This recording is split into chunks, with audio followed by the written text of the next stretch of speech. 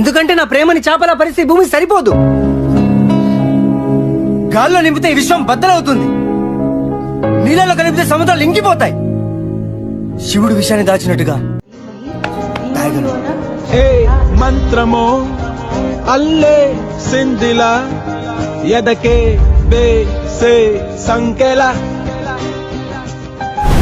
భూమెందుకో వణికిందే ఇలా బహుశా తనలో తపనక ఆకాశం రూపం మారిందా నా కోసం బానై